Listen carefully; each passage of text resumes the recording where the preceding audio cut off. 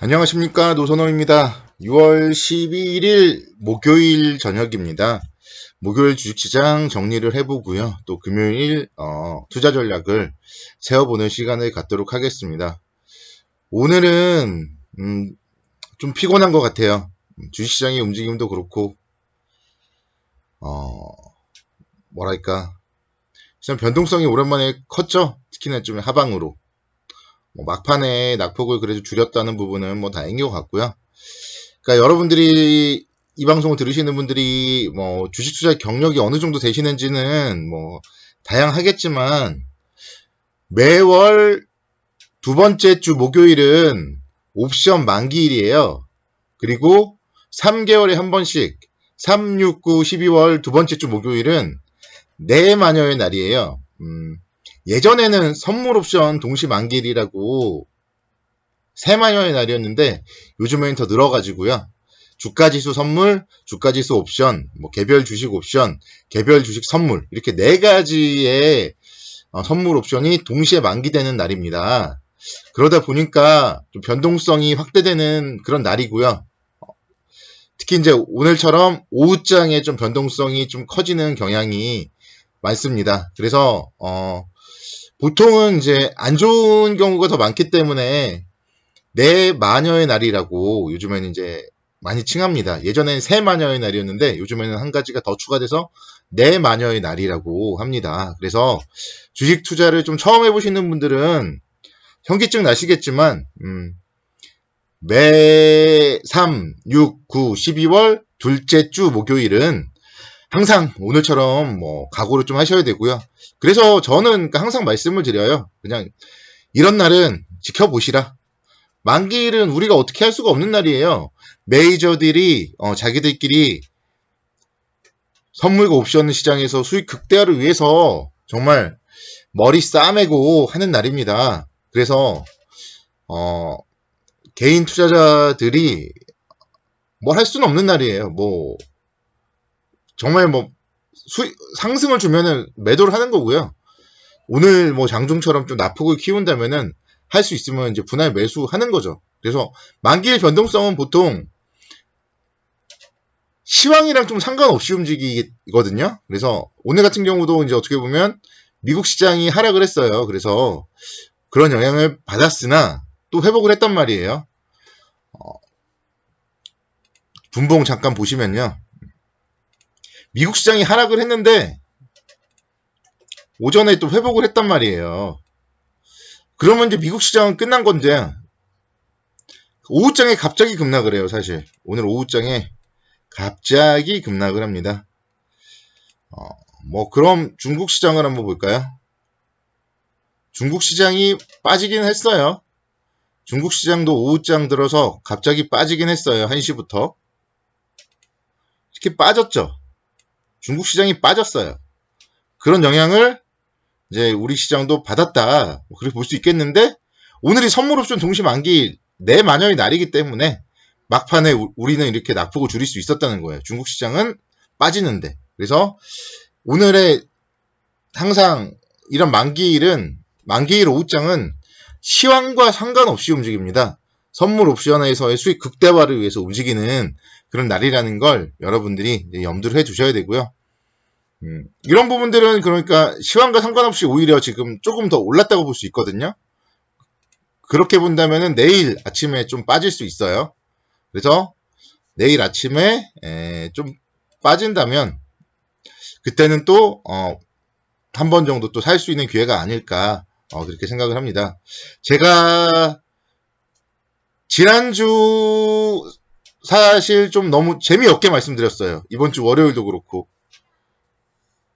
이제 오르면 팔자만 말씀을 드렸고요.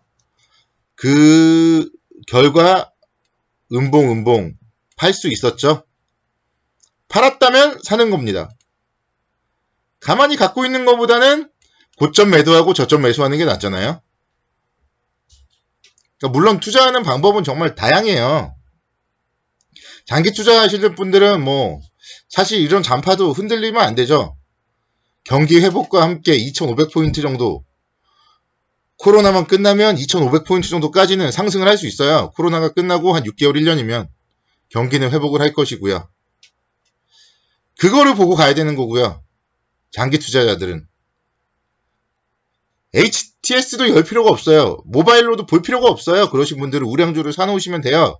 근데 매일매일 유튜브 방송을 들으시는 분들, 매일매일 경제TV를 보시는 분들, 또 돈을 내고 뭐 전문가 방송을 들으시는 분들, 매일매일 수익을 내야 되잖아요. 손실을 보면 안 되고. 그런 분들은 이제 제 방송대로 따라 하시면 되는 거잖아요. 상승했을 때 차익 실현하라고 하면 차익 실현 하시고요. 내일 저점 매수 하라고 하시면 저점 매수 하시면 됩니다. 그러니까 어제가 사실 매수 신호가 나왔어요. 근데 오늘 왔다 갔다 거렸죠. 근데 아래 꼬리를 일단 달았다는 점에서 오늘의 저점 라인 1차 지지 라인이 될 수 있습니다. 그리고 올라오는 이 11선 지지 라인이 될 수 있어요. 그래서 2140포인트가 지지되면 조정시는 매수 관점으로 접근을 해도 됩니다. 상승 추세는 유효해요. 지금 제 시황으로는 상승 추세는 유효합니다. 2277포인트 목표가. 이제 100포인트 이상 상승 여력이 생겼어요. 그러면은 사봐야죠. 그래서 제가 봤을 때는 내일 오전은 한번 사보자. 그렇게 말씀을 드리겠고요. 수급적으로 오늘 개인이 1조 2천억 원 매수했고요. 기관은 1조 2천억 원 매도를 했어요.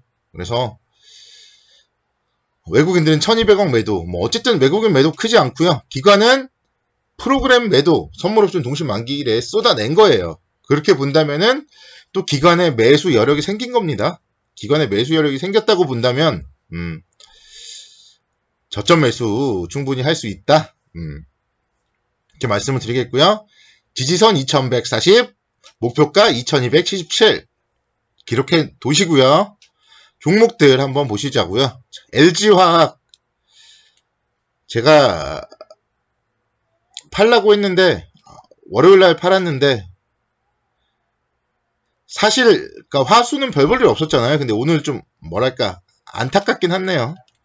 지수 내렸을 때 5%씩 오르는 종목인데 좀 살짝 뭐 아쉽긴 합니다. 뭐 사람인지라 안 아쉬워할 수는 없겠죠.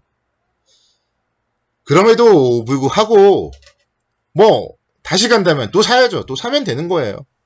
그래서 내일 만약에 조정을 준다면은 이제는 46,000원 오늘 저가, 어제 저가는 뭐 429,000원 이 정도 라인을 지지 라인으로 잡고 또 조정시는 또 분할 매수 하는 거예요. 50만원 목표가로 50만원을 찍겠다는 얘기죠. 이건 지금 테슬라 주가 급등하면서 일부 관련주들이 상승을 했어요. 2차전지 관련주들이. 그래서 테슬라가 뭐 오늘 밤 내일 새벽에 어떻게 끝날지 모르겠지만 일단은 테슬라가 만약에 상승을 한다면 내일 시초가에 사야 되는 거고요. 테슬라가 하락을 한다면 내일 시초가 하락했다가 조금 지지받고 다시 갈 때 사야 되는 거예요. 이런 종목들은. 또 1차 매수, 2차 매수. 시장에 갈 때는 주도주는 2차전지 LG화학이다. 저는 그렇게 계속 말씀을 드리고요. 현대차 다시 한번 볼게요. 현대차도 사실은 이제 제가 끝까지 갖고 있겠다 이렇게 말씀드렸던 종목인데 고점에서 제가 일부 팔았어요.